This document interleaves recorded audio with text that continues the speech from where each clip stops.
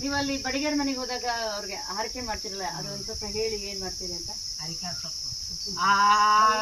ಕಂಚಿ ಕಾಳಮ್ಮ ಅವ್ರ ಪಾಲಿ ಬಂದು, ಶಿರ್ಸಂಗಿ ಕಾಳಮ್ಮ ಅವ್ರ ಪಾಲಿ ಬಂದು, ಬದ್ರಿ ಕಾಳಮ್ಮ ಅವ್ರ ಪಾಲಿ ಬಂದು, ಗುರುಗಳು ಸ್ವಾಮಿ ಅವ್ರ ಪಾಲಿ ಬಂದು, ಗಂಗಾಧಾರಿ ಸ್ವಾಮಿ ಅವ್ರ ಪಾಲಿ ಬಂದು, 1 kg ಬೆಳ್ಳಾಗಿ 1 kg ಬಂಗಾರ ಆಗಿ ತೊಟ್ಲಾಗಿ ಸುಖ ಕಲ್ಯಾಣ ಆಗಿ ಮಕ್ಕಳಿಗೆ ಮರಿಗೆ ಒಳ್ಳೆಯದಾಗಿ ಓದಲ್ಲಿ ಬರದಲ್ಲಿ ಸುಖ ಕಾಪಾಡಲಿ. ಕಂಚಿ ಕಾಳಮ್ಮ ಶಿರ್ಸಂಗಿ ಕಾಳಮ್ಮ ಬದ್ರಿ ಕಾಳಮ್ಮ ಅವ್ರ ಪಾಲಿ ಬಂದು ಒಳ್ಳೆಯದಾಗಿ ಓದಲ್ಲಿ ಬರದಲ್ಲಿ ಸುಖ ಕೊಡಲಿ.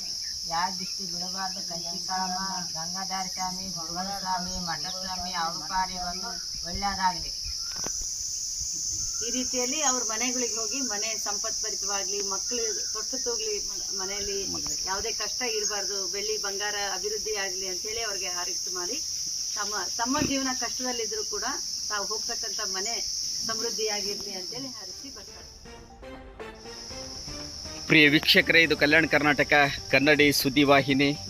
ನಾನು ನಿಮ್ಮ ಐನ್ಗೌಡ. ಇಂದು ನಮ್ಮೊಂದಿಗೆ ಇತಿಹಾಸದ ಬಗ್ಗೆ ಅತ್ಯಂತ ಆಸಕ್ತಿ ಇರುವಂತಹ ಹಾಗೂ ಇತಿಹಾಸ ತಜ್ಞರು ಅಂತಲೇ ಹೇಳಬೇಕು, ಇತಿಹಾಸಗಳ ಬಗ್ಗೆ ವಿಶೇಷವಾಗಿ ವಿಜಯನಗರ ಜಿಲ್ಲೆ ಹೂವಿನಡಗಲಿ, ವಿಜಯನಗರ ಜಿಲ್ಲೆಯಾದ್ಯಂತ ರಾಜ್ಯದ ಬಹುತೇಕ ಭಾಗಗಳಲ್ಲಿ ನಶಿಸಿ ಹೋಗ್ತಿರುವಂತಹ ಸಮುದಾಯಗಳ ಬಗ್ಗೆ, ಆ ಸಮುದಾಯದ ಕಾಯಕಗಳ ಬಗ್ಗೆ ಇತಿಹಾಸದ ಒಂದು ಪುಟವನ್ನು ದಾಖಲಾಗಬೇಕು ಎನ್ನುವಂತಹ ಆಸಕ್ತಿಯಿಂದ MP ಪ್ರಕಾಶ್ ರವರ ಸುಪುತ್ರಿ MP ವೀಣಾ ಮಹಾಂತೇಶ್ ಅವರು ಬಹುತೇಕ ಈಗಾಗಲೇ ಇತಿಹಾಸದ ಒಂದು ಕೃತಿಗಳನ್ನು ಹಾಗೂ ಇತಿಹಾಸದ ಬಗ್ಗೆ ಅತ್ಯಂತ ಆಸಕ್ತಿಯನ್ನು ವಹಿಸುವುದರ ಮೂಲಕ ತಮ್ಮ ಒಂದು ಇತಿಹಾಸದ ಪರಂಪರೆಯ ಉಳಿವಿಗಾಗಿ ಶ್ರಮಿಸ್ತಾ ಇದ್ದಾರೆ. ಇವತ್ತು ಸಿರಹಟ್ಟಿ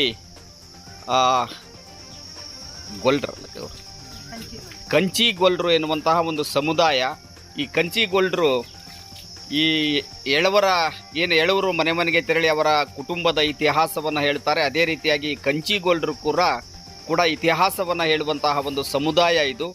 ಇವತ್ತು ಎಲ್ಲೋ ಒಂದು ಕಡೆಗೆ ಮರೆಯಾಗ್ತಾ ಇದೆ. ಕೇವಲ ವಿಶ್ವಕರ್ಮರು ಅಂತ ನಾವೇನು ಹೇಳ್ತೀವಿ, ಬಡಿಗೇರು ಅವರ ಮನೆಗಳಿಗೆ ತೆರಳುವುದರ ಮೂಲಕ ಅವರ ಇತಿಹಾಸ, ಅವರ ತಂದೆ ತಾಯಿ ಅಜ್ಜಿ ಅಜ್ಜ, ಅವರು ಮೂಲ ಎಲ್ಲಿದ್ದರು, ಅವರು ಯಾವ ಜಿಲ್ಲೆ ಯಾವ ರಾಜ್ಯ, ಎಲ್ಲಿಂದ ವಲಸೆ ಬಂದರು ಎನ್ನುವಂಥ ಒಂದು ಇತಿಹಾಸವನ್ನು ಹೇಳುವಂತಹ ಒಂದು ಸಮುದಾಯ ಈಗ ಸಿರಹಟ್ಟಿಯಲ್ಲಿ ನೆಲೆ ನಿಂತಿದ್ದಾರೆ ಇವರು. ಇಂತಹ ಒಂದು ಸಮುದಾಯದ 3 ಜನ ಇವತ್ತು ಇತಿಹಾಸ ತಜ್ಞರು ಅಂತಲೇ ಹೇಳ್ಬೋದು. MP ವೀಣಾ ಮಹಾಂತೇಶ್ ಅವರನ್ನು ಸಂಪರ್ಕ ಮಾಡಿದ್ದಾರೆ. ವೀಣಾ ಮಹಾಂತೇಶ್ ಅವರು ಅವರ ಸಂಪೂರ್ಣವಾದಂತಹ ಒಂದು ಮಾಹಿತಿಯನ್ನು ಪಡೆಯುವುದರ ಮೂಲಕ ಇವತ್ತು ನಮ್ಮೊಂದಿಗೆ ಮಾತನಾಡ್ತಾ ಇದ್ದಾರೆ. ಏನಮ್ಮ ನಿನ್ನ ಹೆಸರು? ರಮೇಶ್ ಮಾರಮ್ಮ. ಇವರು ಸಿರಹಟ್ಟಿಯಲ್ಲಿ ವಾಸವಾಗಿದ್ದಾರೆ.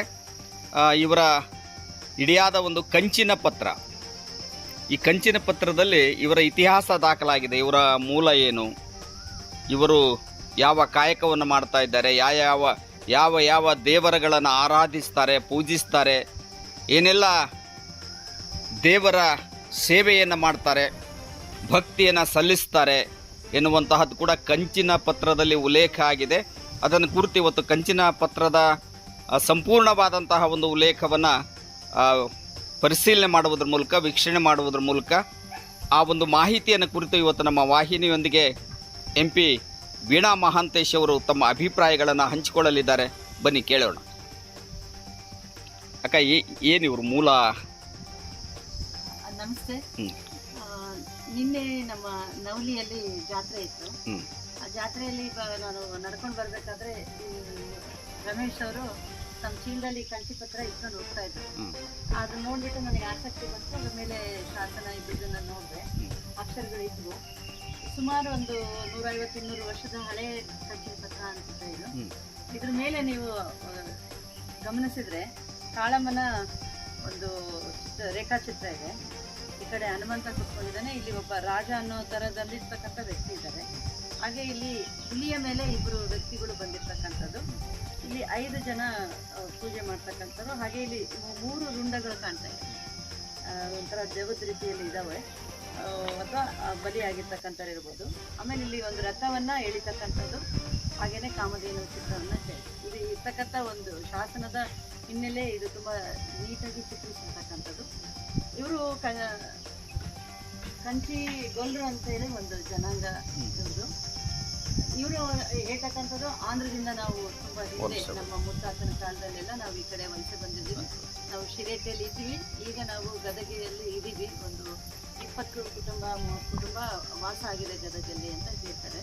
ಹಾಗೇನೆ ಏನು ಇವರು ಕಾಯಕ ಏನಂದ್ರೆ ವರ್ಷದಲ್ಲಿ ಜನವರಿಯಿಂದ ಮಳೆಗಾಲ ಬರೋ ತನಕನೂ ಅಂದ್ರೆ ಮೇ ತನಕನೂ ಊರೂರಿಗೆ ಅಡ್ಡಾಡಿ ಅಲ್ಲಿರ್ತಕ್ಕಂಥ ಬಡಿಗೇರ್ ಮನೆಗೆ ಮಾತ್ರ ಹೋಗ್ತಾರೆ. ಇವರು ಬಡಿಗೇರ್ ಮನೆಗೆ ಹೋಗಿ ಅವರು ಅವ್ರಿಗೆ ಆಶೀರ್ವಾದವನ್ನು ಮಾಡಿ ಅವ್ರ ಹತ್ರ ದುಡ್ಡು ಅಥವಾ ಅಕ್ಕಿ ಬೇಳೆ ದವಸ ಧಾನ್ಯಗಳನ್ನ ಸಂಗ್ರಹಿಸಿ ಮತ್ತೆ ವಾಪಸ್ ಊರಿಗೆ ಹೋಗ್ತಕ್ಕಂಥದ್ದು. ಒಂದು 3 ತಿಂಗಳು 4 ತಿಂಗಳು ಹೊರಗಡೆ ಅಡ್ಡಾಡಿ ಆಮೇಲೆ ತಮ್ಮ ಕುಟುಂಬದ ಹತ್ರ ಹೋಗ್ತಕ್ಕಂಥದ್ದು.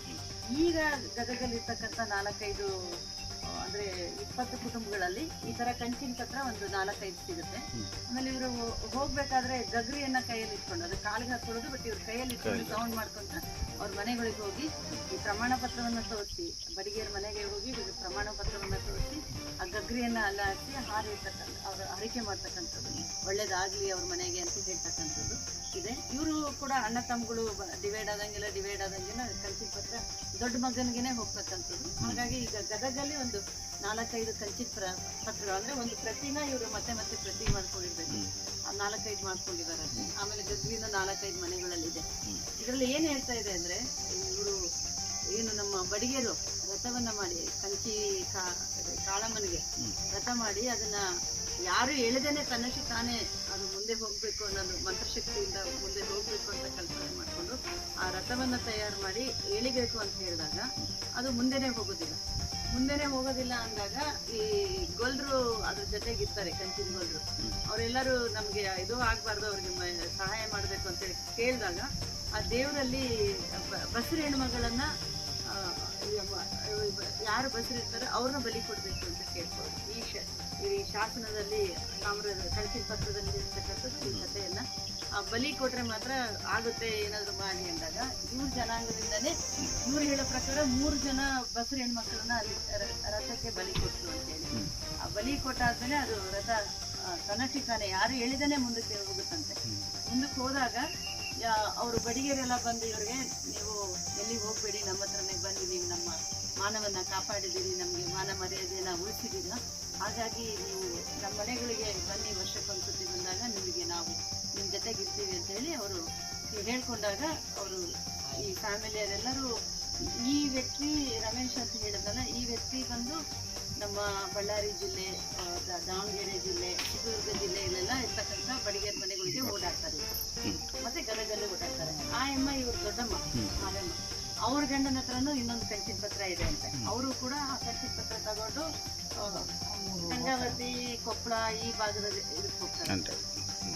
ಹಾಗೆ ಇದು ಪರಂಪರೆ ಸಣ್ಣ ಜನಾಂಗದಲ್ಲಿ ಸಣ್ಣ ಸಂಖ್ಯೆಯಲ್ಲಿರ್ತಕ್ಕಂಥವ್ರು ಇವರು ಎಲ್ಲ ಕಡೆ ಹೋಗ್ತಕ್ಕಂಥದ್ದು, ಮತ್ತೆ ಅವ್ರ ಹತ್ರ ಎಲ್ಲ ಬಡಿಗೇರ ಹತ್ರ ಸಹಾಯ ತಗೊಳ್ತಕ್ಕಂಥದ್ದು. ಈಗ ಕೂಡ ಕೆಲವೊಂದು ಬಡಿಗೇರನ್ನ ನಾವು ಇಂಪ್ರೂವ್ ಮಾಡಿದ್ರೆ ಅವ್ರು ಇವ್ರ ಕಥೆನ ಸೇಮ್ ಹಾಗೆ ಹೇಳ್ತಾರೆ. ಹೌದು, ನಮಗೆ ರಥ ಚಲನೆ ಮಾಡದೆ ನಿಂತಾಗ ನಮ್ಗೆ ಇದು ಮಾಡಿದ್ದಾರೆ.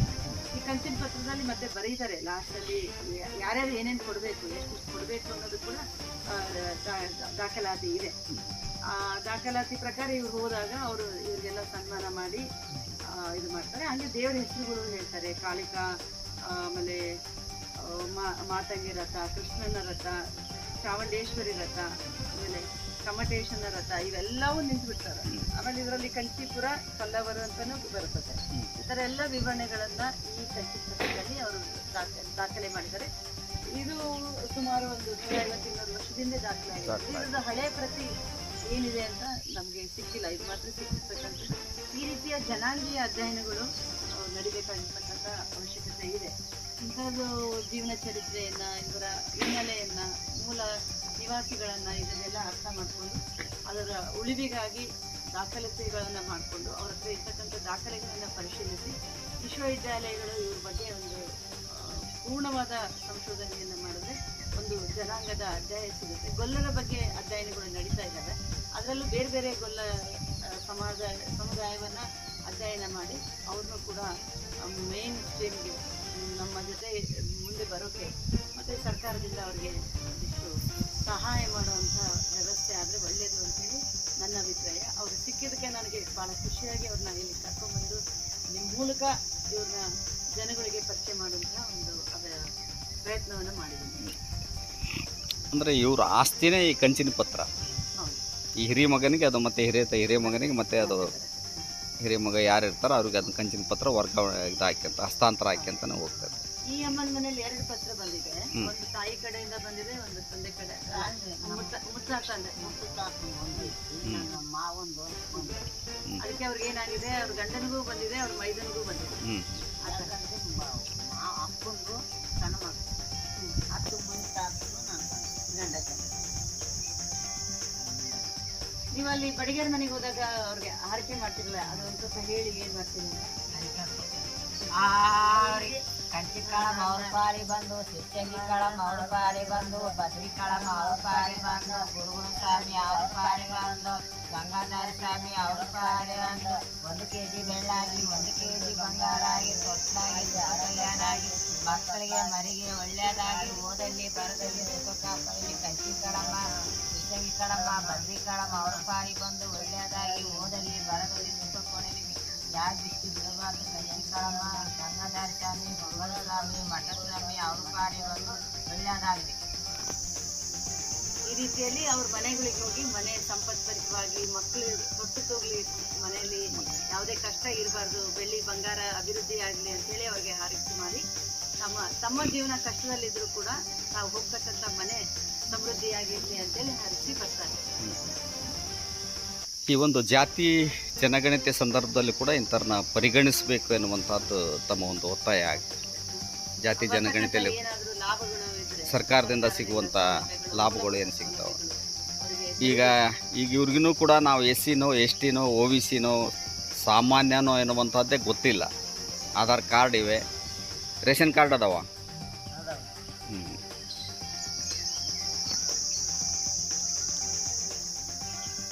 ಧನ್ಯವಾದಗಳು. ಇಂಥ ಒಬ್ಬ ಅಲೆಮಾರಿಗಳನ್ನು ಪರಿಚಯಿಸಿ ನಿಮ್ಮ ಆಸಕ್ತಿಗೆ ಧನ್ಯವಾದಗಳು. ನಿಮಗೂ ಕೂಡ ಧನ್ಯವಾದಗಳು. ಯಾಕಂದರೆ ಇವರೆಲ್ಲ ಎಲೆಮರೆ ಕಾಯಿಗಳಾಗಿ ಇರ್ತಕ್ಕಂಥದ್ದು ಅವ್ರಿಗೆ ಬೆಳಕಿಗೆ ಬಂದು ಅವರಿಗೆ ಸೌಲಭ್ಯಗಳು ದೊರಕಿದ್ರೆ ತುಂಬ ಒಳ್ಳೆಯದಂತ. ಅದ್ರ ನಿಮ್ಮ ಮೂಲಕ ಜನಗಳಿಗೆ ತಲುಪಿ ಏನಾದರೂ ಸಹಾಯ ಮಾಡೋದಿದ್ರೆ ಅವರಿಗೆ ಮಾಡಬೇಕು ಅಂತ